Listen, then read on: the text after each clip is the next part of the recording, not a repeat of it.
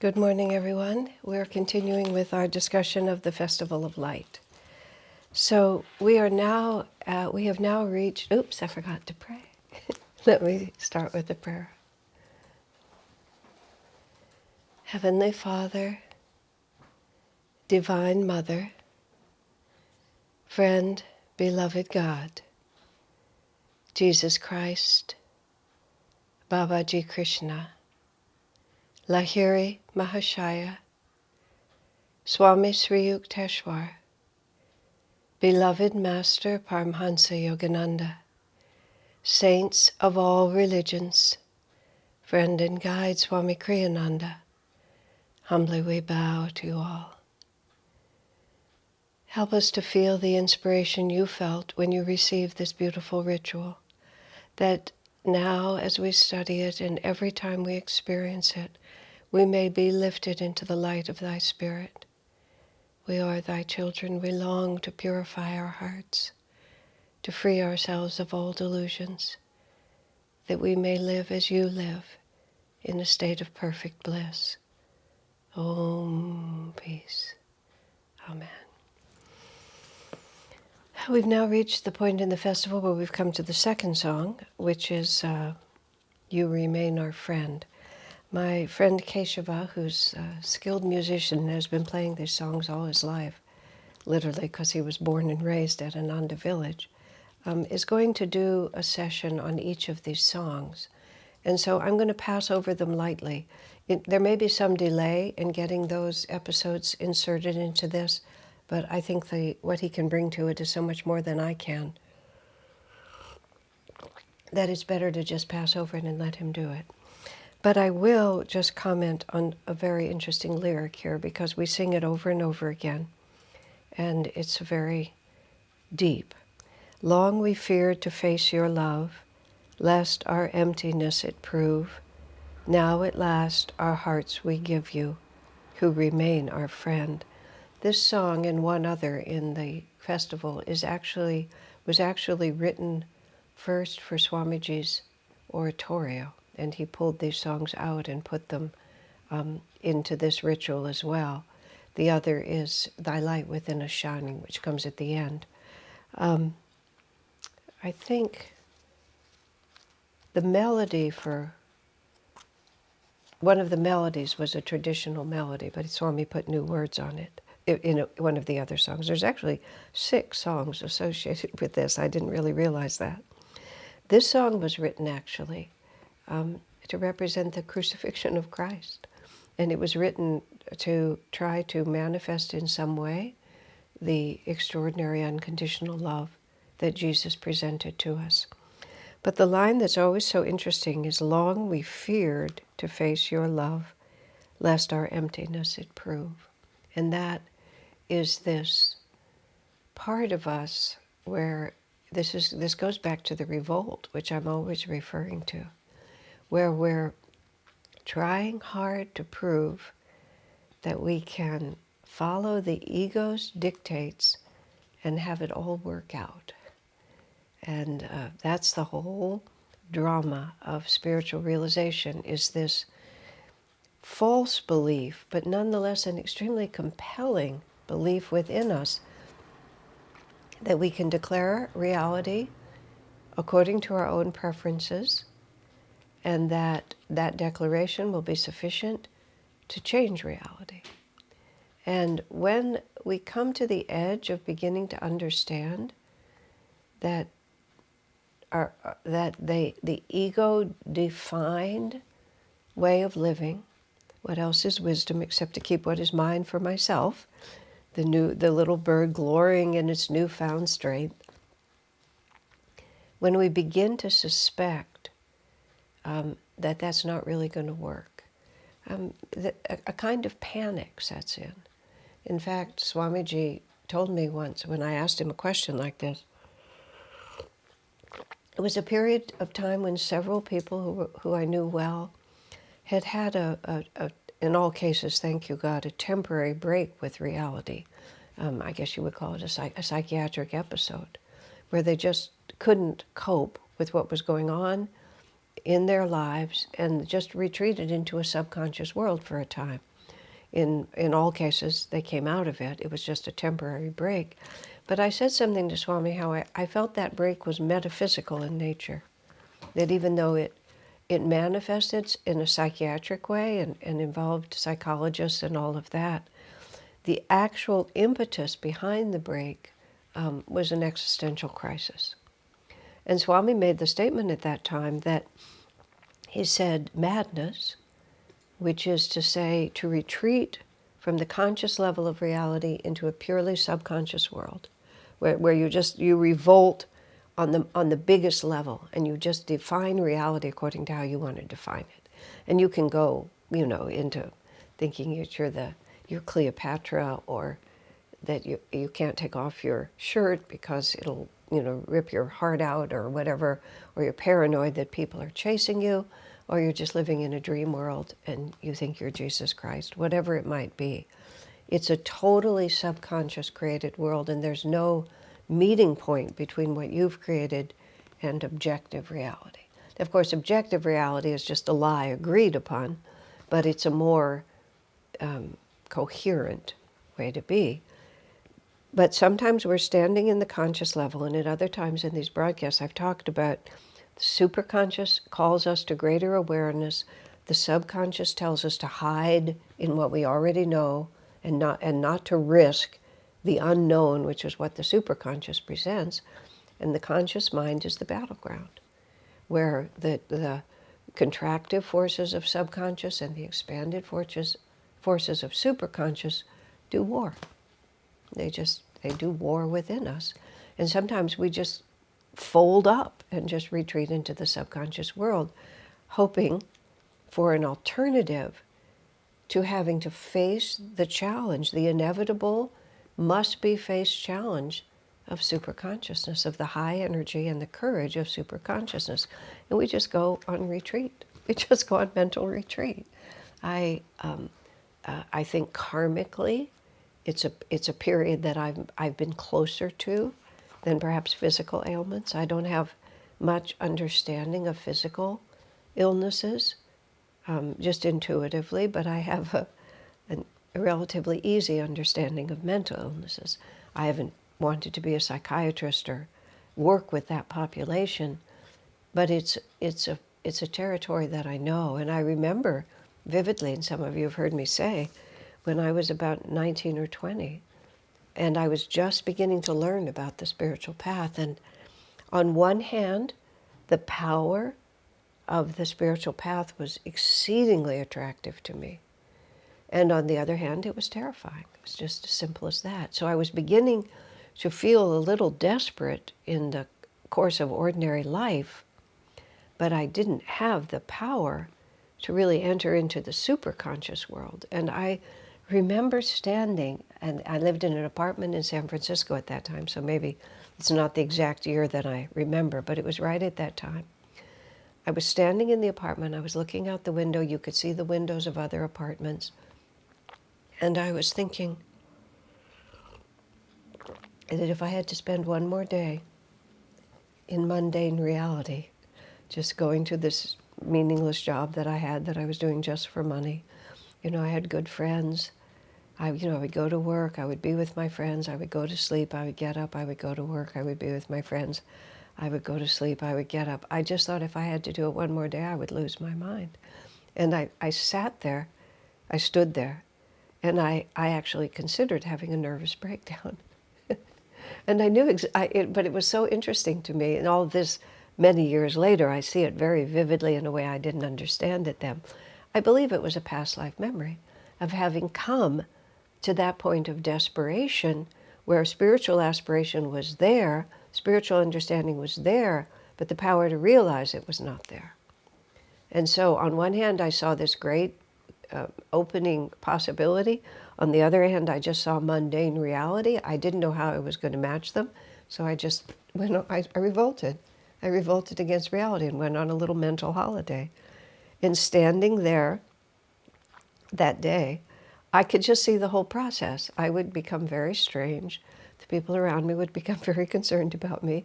Inevitably, they would call some kind of psychiatric authority.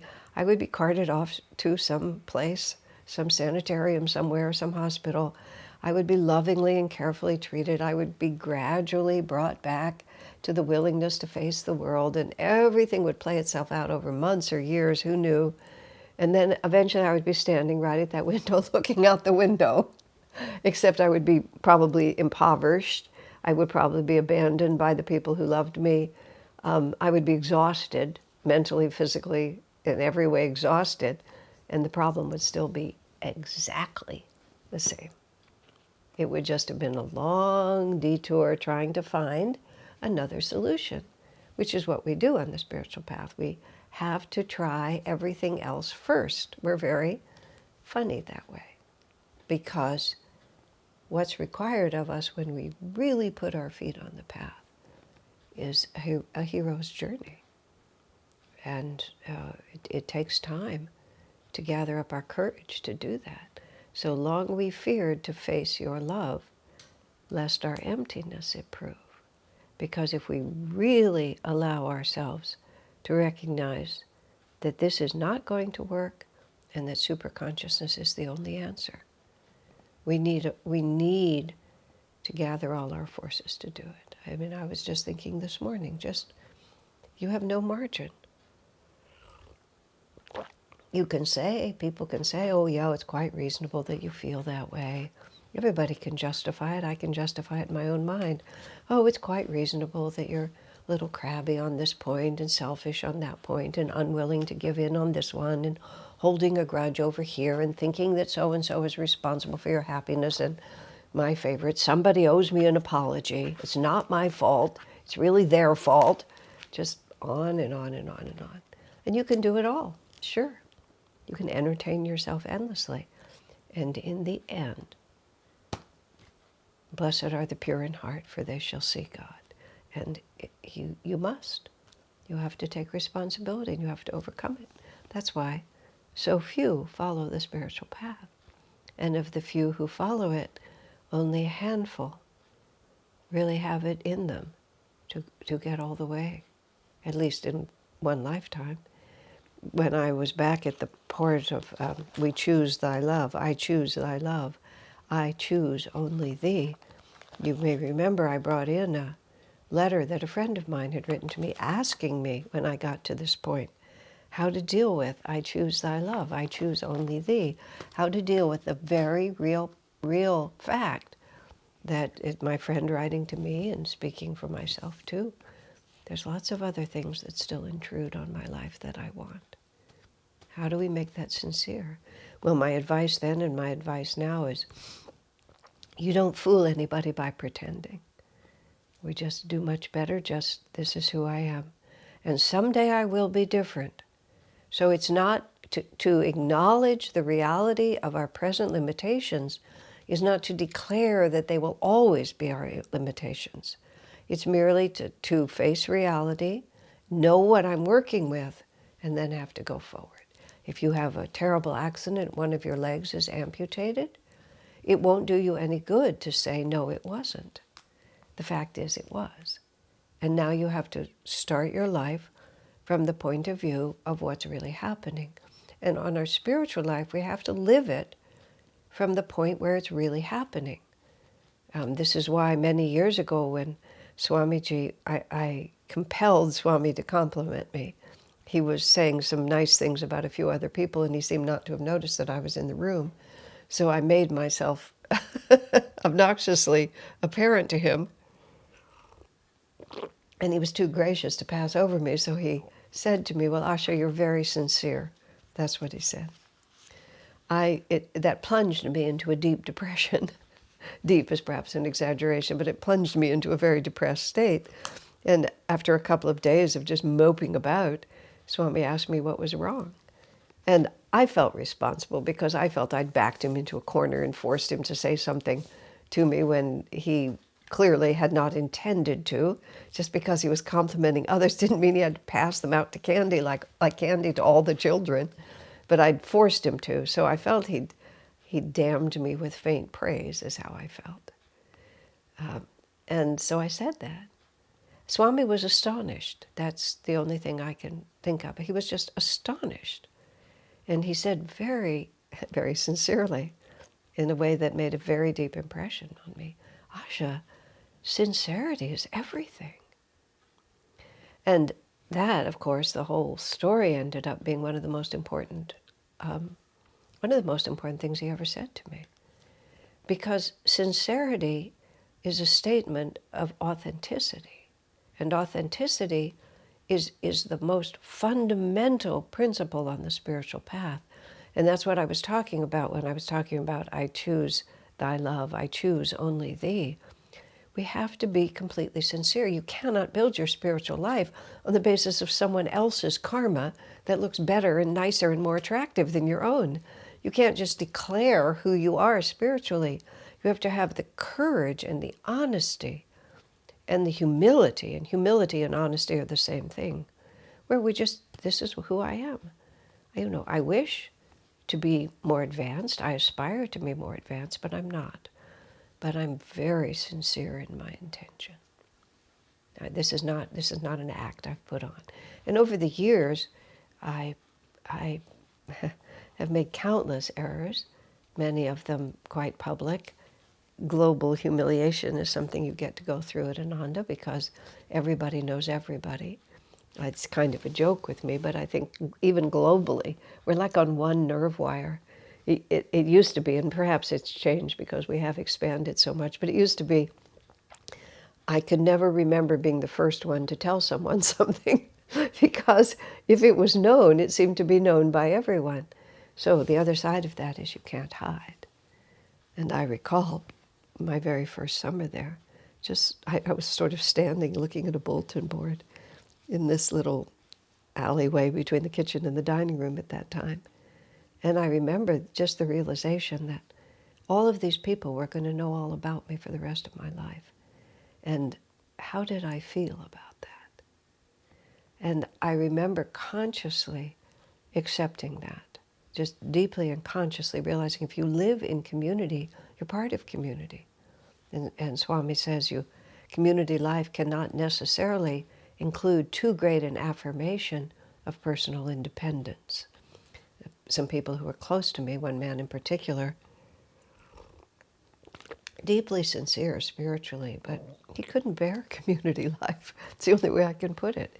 He just couldn't stand having all those people in his business, and went off and has lived a very sincere spiritual life, but in a very isolated way. That's just the karma that he has, the preference that he has. I've lived in community, which means that everybody knows everything. You can hide a little, but not very much. And even that usually is mostly known. Just people honor your reluctance and pretend they don't know. Because people are very gracious. So it isn't a matter of what we've accomplished. It's a matter of how authentically we aspire to grow. And that aspiration, Swamiji said, defines us much more than anything else. So one has to be able to just say, long we feared to face your love, lest our emptiness it prove. And even though your ego immediately, and when I say ego, I mean the part of ourselves that has a preconceived idea of who I'm supposed to be. That's what ego is. It's a preconceived idea of who I'm supposed to be, rather than the relaxed ability just to be who we are. Swamiji was so at home and so at ease with who he was. At one point in his life when he had this would be 1981, when he had decided that it was necessary for him to set the example of householder life. And he met this woman in Hawaii, and they became spiritual partners. And the whole little drama lasted about 9 months before she decided this life wasn't for her and left. In the process of that, because this was long before the internet, communication took place through printed media, and Swamiji had written and presented this new direction of his life for the publication for our greater community, meaning our community of kindred spirits. And it was the Yoga Journal magazine, which may still exist, but at that time its role was entirely different because it was how we talked to each other. We didn't really have another way. There were no email and so on. It just wasn't there. So, but print media has like a 3-month lead time. You have to submit material. It has to be designed. It has to be printed, and then it has to be passed out. This instantaneous just is total change in my short lifetime.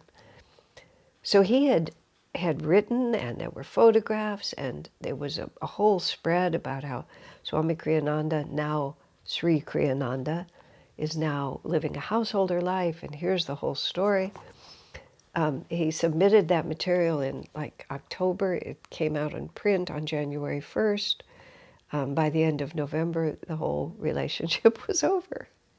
So by the time it's published, by the time it's passed out around the whole spiritual world, which was not a large world, but it was our world, it's gone. And it's gone because this woman has run away from him.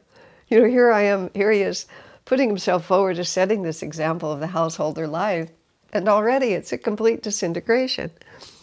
And when the magazine came out and we're all looking at it, Swami just said so quietly,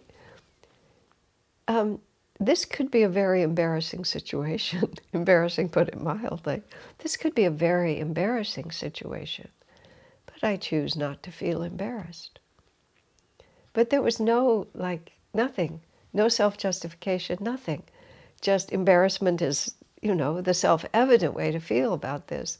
I came up with the phrase global humiliation later, but that was sort of what it was.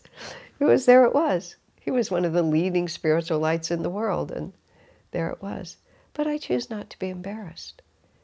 But not in the slightest did he try to run away from the situation. Just to finish the story, he was, however, quite subdued.